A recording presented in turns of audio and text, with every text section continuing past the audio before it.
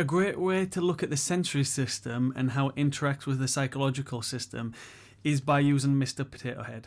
So Mr. Potato Head has all the different sensory inputs, and so if you think there's sight, sound, there's touch, there's smell, there's movement, and Mr. Potato Head doesn't benefit from this one, but there's internal senses called interoception, and then there's the way that your arms move, which is proprioception. And so this is what occupational therapists cover within the sensory system.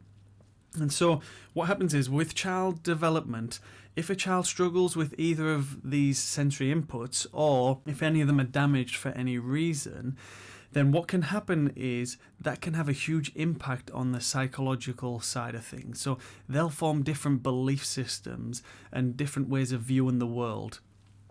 So I'll give you an example. So if someone struggles with proprioception and knowing where their body is in time and space, then what can happen is they can not know, they can bump into people, not know where they are, and that can impact on their social relationships, because they usually don't know how hard they're hitting people. And so when they do that, then other people usually wouldn't want to be around them, and so they start avoiding them.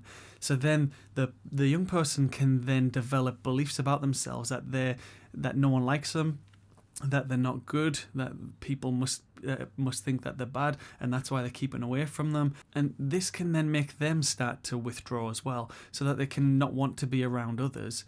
However, they could also want to be around others and try even harder, and then they get frustrated more because others are moving away and not wanting to interact with them.